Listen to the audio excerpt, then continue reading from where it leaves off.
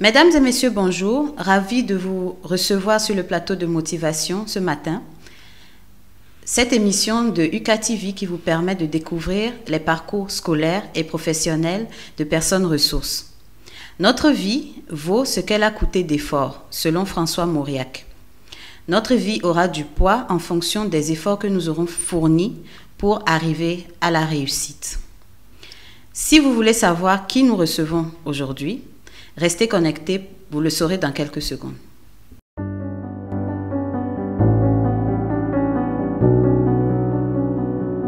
Nous recevons sur le plateau de motivation ce matin Dr Yaouta Meignon Emmanuel. Il est enseignant-chercheur au département de sociologie à la faculté des lettres et sciences humaines de l'université de Cara. Chef du département de sociologie, il est également cofondateur de l'association humanitaire familiale et auteur de livres. Docteur Tamegnon, bonne arrivée sur le plateau de motivation. Merci beaucoup, chers collègues. Merci pour l'invitation. Merci d'avoir répondu à cette invitation aussi. Merci. Alors, pouvez-vous préciser aux internautes les principales étapes de vos parcours scolaires et professionnels? D'accord. D'abord, merci pour cette initiative qui permet aux uns et aux autres de partager leur expérience. Pour moi, mon parcours scolaire d'abord, j'ai fait mes études primaires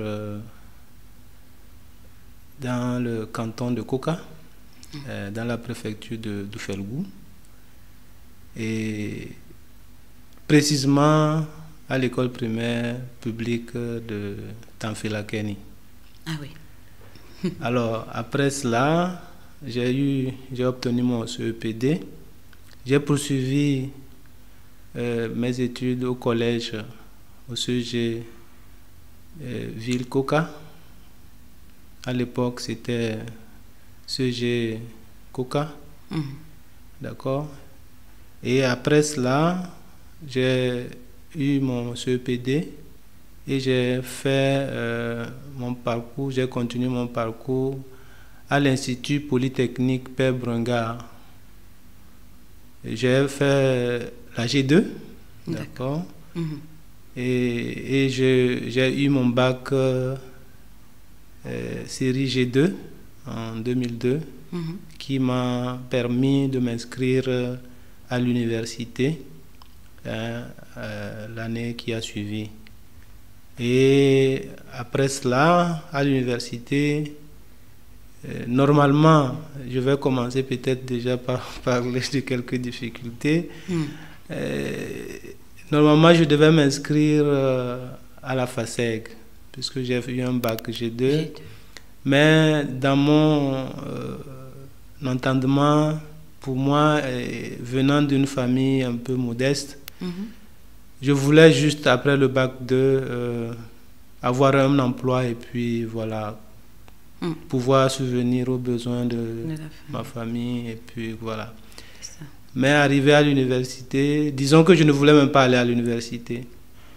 Et c'est un camarade qui m'a interpellé pour dire « Ah, viens au moins essayer ». Et je suis arrivé à l'université quand les inscriptions avaient pris fin à la FASEG. Et donc, me cherchant, je me suis dit qu'il fallait quand même faire quelque chose en attendant de me réinscrire l'année suivante. C'est ça. Et donc, dans la foulée, à la flèche, il y avait encore des inscriptions. Et je suis allé m'inscrire en sociologie que je ne connaissais pas. Et c'est là que, ce chemin faisant, je me suis rendu compte qu'il faisait des choses qui étaient déjà disons, enfuies en moi.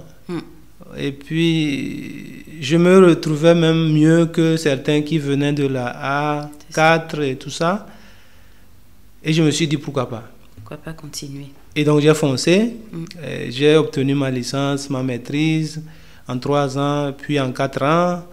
Et puis, j'ai fini, j'ai soutenu en 2007. Et en 2008, on ouvre le 2A. Et comme je n'avais pas encore un emploi, je me suis dit pourquoi pas. Donc toujours, c'est dans pourquoi pas. Et je me suis lancé, j'ai obtenu mon 2A en 2008. Et toujours dans le pourquoi pas, j'ai continué. Et voilà, je me suis inscrit en thèse en 2009. Par la grâce de Dieu, j'ai obtenu, disons, un emploi en tant qu'ATE, attaché d'enseignement et de recherche à l'université de Lomé. Et donc, j'ai commencé la thèse. Chemin faisant, d'accord, normalement la thèse se fait en 3 ans, oui. Mais malheureusement, moi j'ai fait ma thèse pratiquement en 5 ans. Pour cause, à un moment donné, mon directeur était tombé malade. Oui. Et aussi, bon, il y a d'autres contingences qui ont fait que je n'ai pas pu terminer dans les délais requis. Et voilà un peu mon parcours. Et après ça, après donc la thèse, j'ai soutenu ma thèse le 12 janvier 2015. Et à la suite de cette soutenance, j'ai voulu vraiment être recruté à l'université de Lomé, mais les places n'étaient pas, disons, accessibles. Un poste n'était pas ouvert, donc j'ai dû me rabattre sur l'université de Kara, qui m'a accueilli et j'ai commencé en mars 2016 à l'université de Kara en tant qu'assistant au département de sociologie. Voilà un peu mon parcours scolaire et professionnel. D'accord. Voilà. Pouvez-vous nous rappeler les difficultés qui ont émaillé ce parcours? Ah oui, la première difficulté est relative d'abord à mon enfance. Je vais peut-être en parler. J'ai eu une enfance pas très heureuse parce que j'ai eu la chance ou la malchance de ne pas connaître mon papa. Et donc, quand j'étais avec mes amis et tout ça, à l'époque, au quartier, j'étais un peu stigmatisé, quoi. Par les autres. Voilà, par les autres. Et je suis resté un peu recroquevillé sur moi-même. Voilà, donc ça m'a permis aussi de me lancer dans les études, de me concentrer sur quelque chose qui va véritablement me donner une certaine reconnaissance sociale. D'accord. Voilà, parce que vous savez, quand on est à un moment donné mis à l'écart, il faut prouver que bon, voilà, on a quand même quelque chose aussi à donner. Et je crois que c'est cette marginalisation aussi qui m'a permis de tirer le meilleur de moi et de pouvoir avancer et de me concentrer sur mes études et de pouvoir réussir. Donc la première difficulté, c'est donc le contexte familial qui n'était pas assez propice pour réussir. L'autre difficulté, donc, c'est arrivé à Lomé, je devais vivre chez une cousine, le mari d'une cousine, et ça n'a pas été facile parce que je devais quitter, par exemple, Agoué, ceux qui connaissent Philopark aujourd'hui, où je marchais à pied, voilà, pour aller à l'université. Wow. Aller-retour, je quittais parfois à 4 heures, je marche et je reviens le soir. Je l'ai fait pendant toute une année universitaire et après la deuxième année, j'ai eu la chance de rester à la cité. Et après, je devais squatter chez des amis parce que je n'avais pas eu la chance de garder la cité. Et en 4e année, j'ai dû dormir aussi à la paroisse universitaire parce que je n'avais pas beaucoup de moyens en fait. Voilà. Et après ça, j'étais obligé donc... Disons que les principales difficultés, c'était le manque de moyens, de moyens financiers pour pouvoir véritablement m'en sortir. Mais qu'à cela ne tienne, vous voyez, avec même le deuil à la thèse, on a dû vraiment se débrouiller en fait.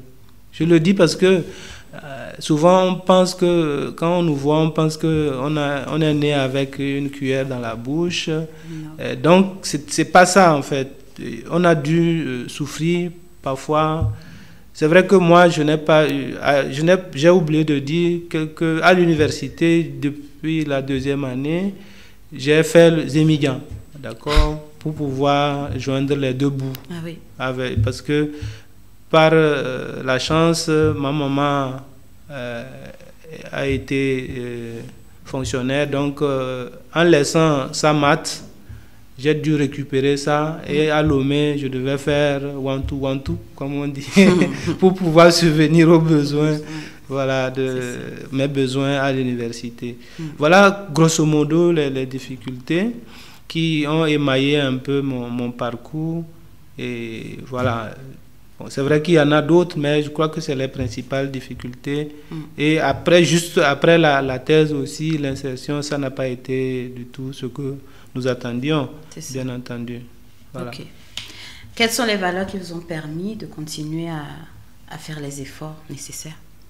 Voilà, comme je l'ai dit, j'avais voulu vraiment montrer aussi que je ne dois pas être mis à l'écart. C'est ça. Donc, ce qui m'a permis de réussir, c'est une certaine vie intérieure. C'est avec le temps, le recul, que je me rends compte que j'avais une vie intérieure très forte. Et étant donné qu'on m'a marginalisé, je rumine les choses de l'intérieur, en fait. Et même quand j'étais à l'université, avec dans les groupes dans lesquels j'ai milité, je me rends compte que même quand j'étais en groupe, je me retirais toujours pour être seul. Parce que tout ce qu'on fait, je les médite toujours pour pouvoir tirer le meilleur de tout ce qui se fait. Donc, ma force, je crois que ça a été une vie intérieure. J'ai pu découvrir tôt mes talents. Et je me rappelle que mon premier essai de poésie, c'était en classe de 4e. J'avais même gagné un prix. Ah oui. Oui, à l'époque, avec les bibliothèques dans les préfectures. J'avais gagné ce prix parce que, en fait, j'avais relaté juste mon vécu, en fait. Voilà. Comme je dis, l'intériorité, quoi. Donc, je n'ai fait que sortir cette intériorité et ça m'a valu donc un prix. Et je crois que c'est ça aussi qui m'a motivé à commencer par écrire. Moi, j'ai commencé par écrire très tôt. Et donc, aujourd'hui, c'est facile pour moi de produire, surtout quand il s'agit de quelque chose qui vient qui peut aider les autres, en fait. Parce qu'avec mon expérience, je crois qu'il y a beaucoup de choses à en tirer. Et moi, aujourd'hui, je le dis, là où j'ai construit, quand les gens viennent me visiter, ils disent, mais qu'est-ce qui se passe? Pourquoi tu es éloigné de la ville comme ça? Je dis en fait que j'aime le calme. Parce que le calme me permet de continuer par méditer, par réfléchir et tout ça. Et, bon, peut-être c'est ma personnalité, mais bon, voilà. Le premier ouvrage que j'ai écrit, je l'ai écrit, c'est vrai, c'était normalement dans la logique, ça devait être le deuxième. Parce que le premier, j'ai commencé par l'écrire quand j'étais en licence. C'était sur l'éducation, parce que je m'étais inscrit en sociologie de l'éducation et en même temps en sciences de l'éducation. À l'époque, c'était possible à l'université de Lomé de faire une double inscription. Donc, je me suis inscrit en sociologie de l'éducation et en sciences de l'éducation. Et les cours qui se faisaient m'ont interpellé parce que je vivais dans un environnement où je constatais déjà des défaillances au niveau de l'éducation familiale. Et donc, j'ai commencé par réfléchir. J'ai commencé déjà la licence à produire des textes et tout ça.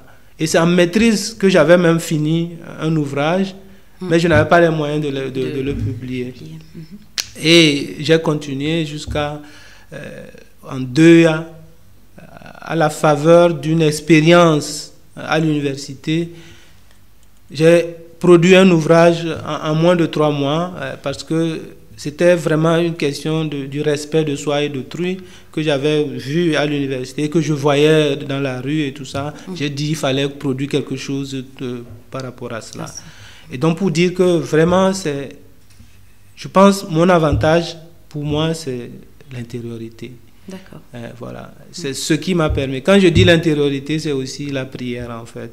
C'est-à-dire que celui qui se retire à seul vit dans la prière et voilà, il arrive, voilà, la méditation, il arrive à se connecter à la grâce divine, donc au divin, et qui permet donc de produire Et je pense que c'est ça, quoi. D'accord. Voilà. Intéressant. Quel conseil aurez-vous à donner aux étudiants?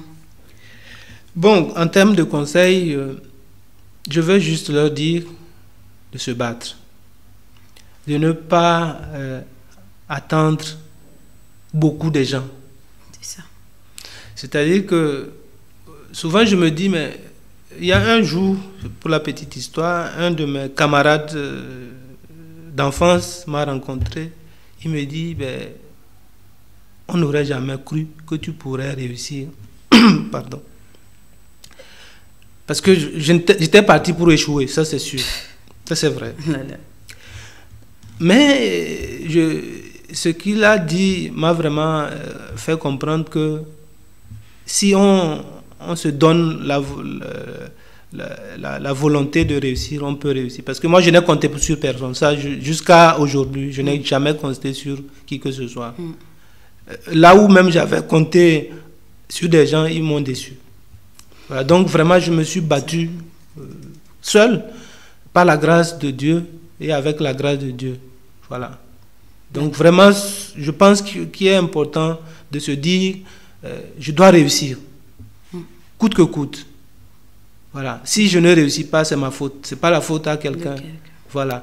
Donc vraiment, c'est ce conseil que je voulais donner. Et aussi, aimer le silence. Parce que j'ai constaté depuis un certain temps que les jeunes, ils aiment le bruit. Hein, le bruit, les Walkman, partout, on a les écouteurs. Moi, souvent, j'interpelle les jeunes aujourd'hui avec leur Bluetooth, faire Bluetooth. Toujours, c'est-à-dire que quand vous vivez en dehors de vous, vous ne pouvez pas tirer le meilleur de vous. Voilà. Donc, c'est en étant dans l'intériorité qu'on peut découvrir ses talents, mais aussi ses défauts pour pouvoir les corriger, parce qu'on en a toujours. Mais je dis souvent aux jeunes, ne prenez pas trop plaisir à vous occuper de vos défauts, mais plutôt travailler sur vos qualités. Il faut travailler sur les qualités, et en travaillant sur les qualités, les défauts normalement doivent s'estomper au fil du temps. Parce que si c'est comme la lumière, quand la lumière rentre dans une salle, les ténèbres s'enfuient. Donc, véritablement, les bonnes choses, donc travailler sur vos qualités, et les mauvaises choses vont fuir de vous en réalité. Donc, au quotidien, moi, mon leitmotiv, c'est de m'améliorer, quoi. En travaillant sur ce que je sais bien faire, ce que je sais que j'arrive à faire bien. Bon, le reste, nous tous, nous sommes des humains, on peut faire des erreurs. Donc, il faut continuer quand même. Merci beaucoup. Merci pour votre participation à cette émission. Non, je vous en prie, c'est tout un plaisir de partager cette expérience. Merci beaucoup et bon retour chez vous. Merci beaucoup. Et peut-être à une prochaine fois. Merci. Merci.